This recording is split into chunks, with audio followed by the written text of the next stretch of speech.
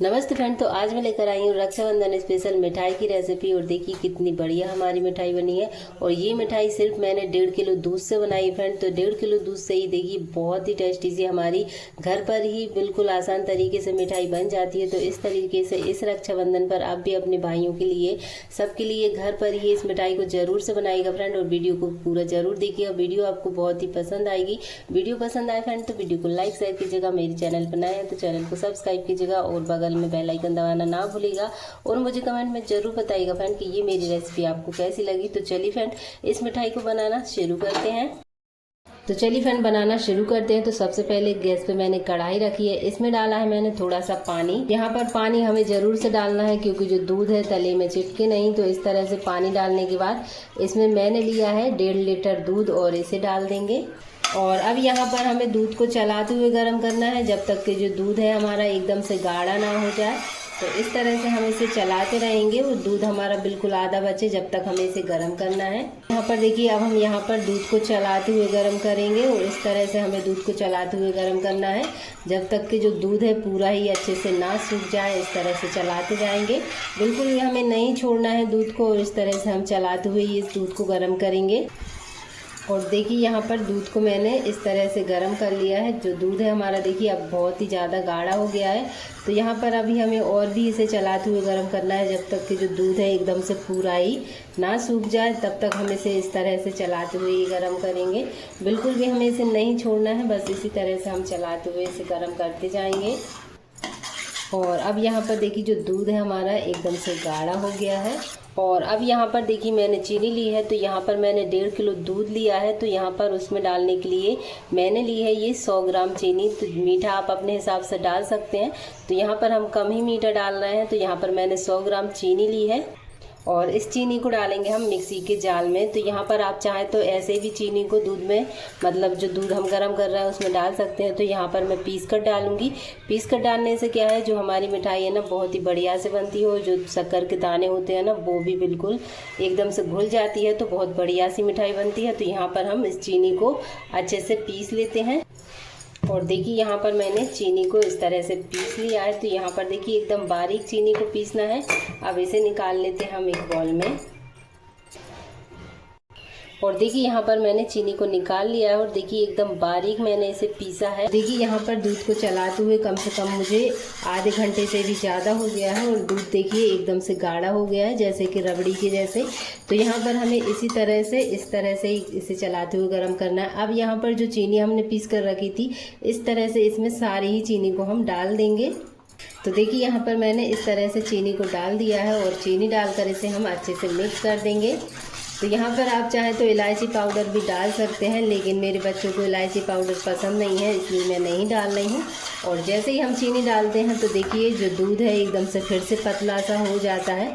तो यहाँ पर हमें फिर से इसे चलाते हुए इसी तरह से गर्म करना है। दूध जो है एकदम फिर से अच्छे से एकदम पूरा सूखा सूखा हो जाए ना, तब तक हमें इसे इसी तरह से चलाते हुए गर्म करना है। आप चाहे तो इसमें नारियल पिसा हुआ डाल सकते हैं, उससे भी जो मिठाई है ना बहुत ही बढ़िया लगती है। तो यहाँ पर मैं नारियल वाली मिठाई नहीं बना रही हूँ, इसलिए मैं इसमें नारियल वगैरह नहीं डाल रही हूँ। मैं केवल मावा वाली मिठाई बना रही हूँ। तो यहाँ पर मैंने मावा के अलावा कुछ भी नहीं डाला है, बस चीनी और मावा से ही ये मिठाई बनती है क्योंकि ये बहुत ही ज़्यादा टेस्टी लगती है। तो इसी तरह से यहाँ पर हमें इसे चलाते हुए ही अच्छे से एकदम थिक होने तक चलाते रहना है।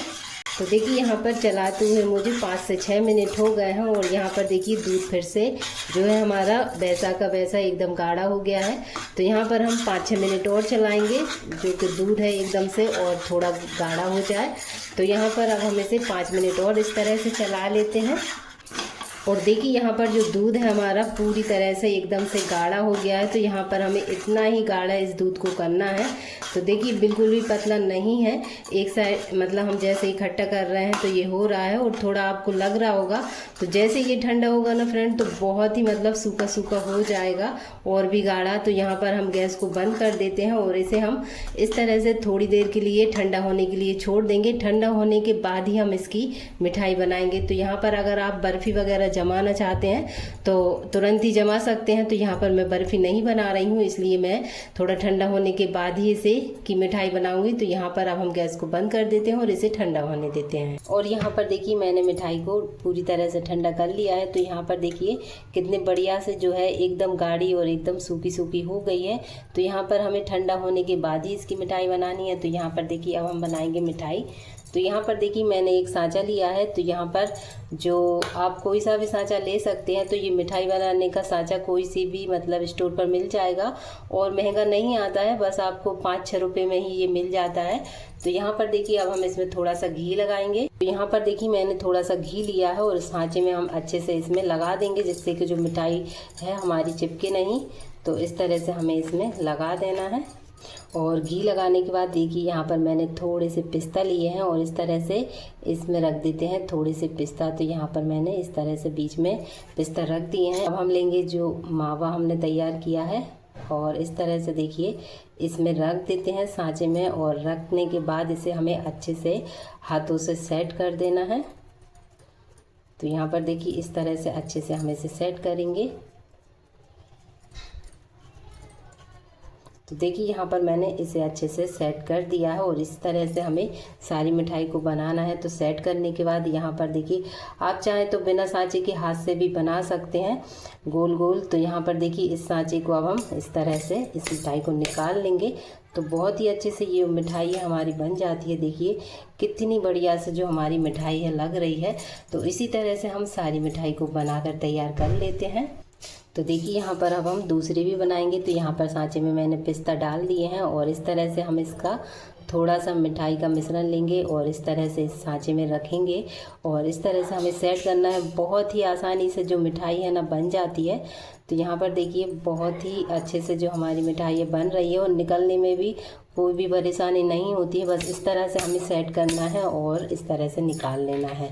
तो देखिए कितनी बढ़िया हमारी मिठाई लग रही। तो इसी तरह से हम सारी मिठाई को बना लेते हैं। और देखिए मैंने इस तरह से सारी मिठाई को बना लिया है और देखिए कितनी सारी हमारी जो मिठाई है बनकर तैयार हुई है। मैंने एक प्लेट में इसमें रख दिया था और दूसरी प्लेट में तो यहाँ पर इसमें नहीं बनी थी तो मैंने अलग रख दी है।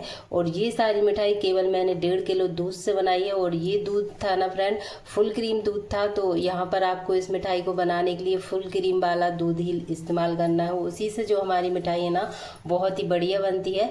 तो ये मिठाई अगर आप मार्केट में लेने जाएंगे फ्रेंड तो सच में आपको 1000-1500 रुपया किलो वाली जो मिठाई है मिलेगी। तो इस तरह से आप घर पर ही बिल्कुल बिना मिलावट के जो मिठाई है बना सकते हैं। तो इस तरह से इस रक्षाबंधन पर आप भी अपने भाइयों के लिए घर पर ही मिठाई बनाइएगा फ्रेंड।